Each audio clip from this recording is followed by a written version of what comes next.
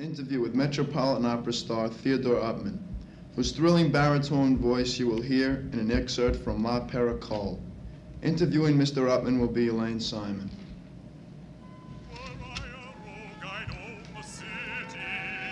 I'm honest and I rot in jail.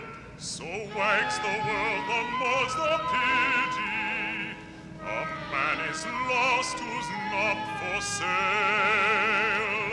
Oh, my wife, oh, my dear, what are you doing while I'm here? My wife, oh, my dear, what are you doing while I'm here? Each morning careless of a marriage, compliant to the Viceroy's will, she goes out in the Viceroy's carriage while I sit here an imbecile, while I sit here an imbecile. Good morning, Mr. Uppman. Good morning, Miss Simon. It's certainly a pleasure to have you with us this morning. It's a great pleasure to be here. And now let's go to our first question, which I'm sure you've been asked many times. What actually made you decide to enter the field of music and opera? Well, I guess really the first reason was probably my great admiration for my older brother, John, who was an opera singer. And as a young child, I used to listen to him sing. He was about 18 years older than I, and so that his career had begun when I was pretty young. And I used to listen to him practice at home. My sister would play for him, and I would sometimes crawl underneath the piano and sit there and just listen to this beautiful voice coming out, you see. And I sometimes would find myself rather lulled to sleep finally, and they'd pick me up and carry me and put me into bed, you see. Underneath the piano. But this was not, I would say, boredom. I was really inspired with it. And I really did, I think, from a very early age, want to sing. However, in the meantime, I began, of course, took piano lessons and so forth. When I went into the junior high school, I got involved in the band and started out by playing the piccolo. Yeah. My father brought a piccolo back from Sweden. He'd made a trip back to his homeland, and when he brought it home to me, he said, now, in his broken English, Swedish accent, he said, "Now, Herr Teddy, I want you to take this flute, this piccolo, and take it to school and have the band instructor tell you how to play it. You see, someday you will be a good flute player." Well, I was always very interested in the flute too. I thought this was I think maybe my second love next to singing.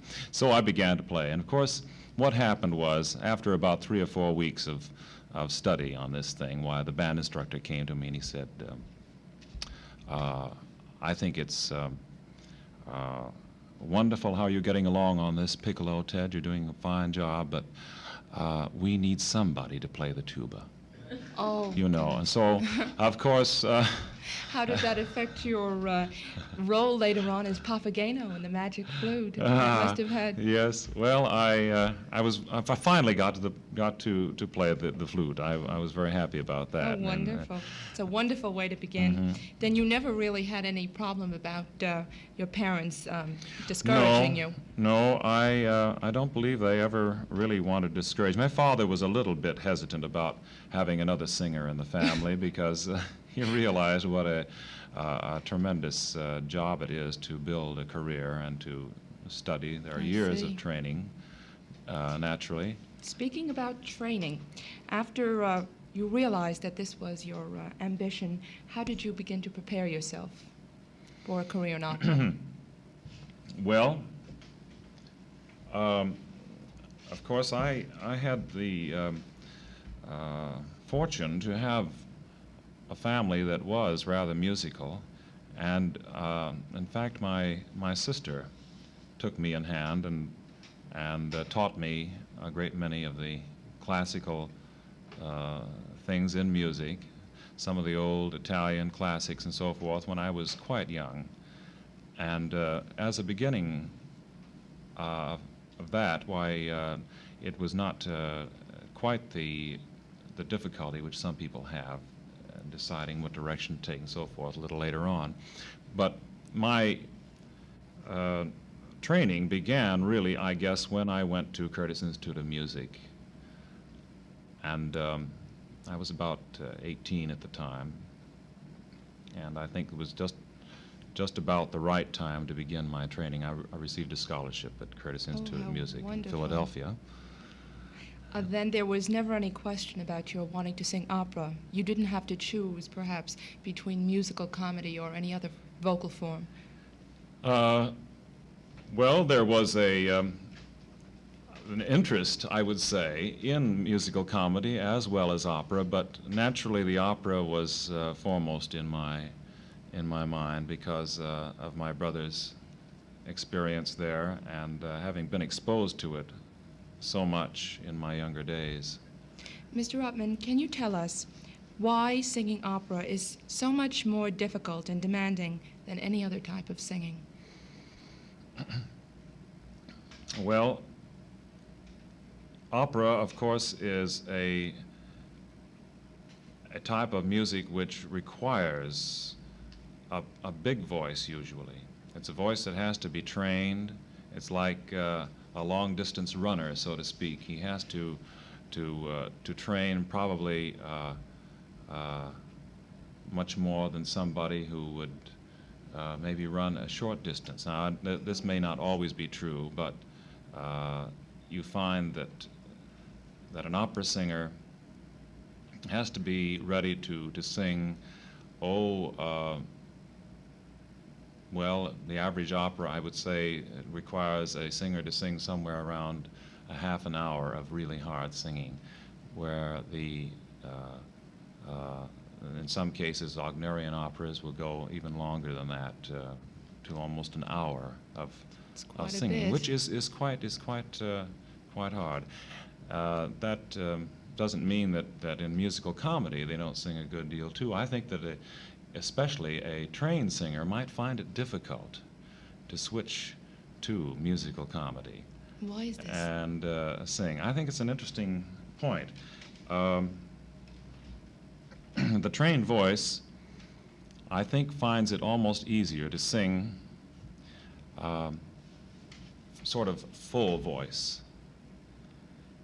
And in musical comedy, quite frequently one has to sing down in the chest, and at least they would like to have you do it that way, which I don't think is not very correct. And they would like to have you sing with a sound sometimes which is not as beautiful and pleasant as it should be, merely for an effect. This is hard on a trained singer. On a musical comedy artist, he's sung that way probably since he was very young. I see. And his voice has become accustomed to singing this way. Am I correct in assuming that an opera singer will last longer vocally than perhaps a rock and roll singer, or is this true? Yes, I believe so. If they're really singing properly, they certainly will last Mr. Uppman, longer. of your many roles, which do you think is your favorite? Well, now, Could you tell us a few of them? It's difficult to decide which one is my favorite. I like almost every role that I am involved in. One has to like it, otherwise it doesn't go as it should. I try my best to be completely interested in what I'm doing when I sing a role. I would say that one of my favorites is one which I've done this season, Pelias and Melisande. Now, this is a difficult role. It's hard to decide whether it's a baritone or a tenor role. It's sort of in between. And it requires, in some cases, a baritone quality, and in other cases, a tenor quality. Well, your But- large range yes. must certainly And help you there. although it's that difficulty which I find in the role, I still think that it's one of the most beautiful and exacting roles which I've ever done. I agree And with there's you. another one which I enjoy very much, is a baritone role in the magic flute, Papageno, the bird catcher. Oh, yes. Beautiful. And then Pericole, the role of Pacchio, of course, I Which we enjoy just too. heard. Mhm.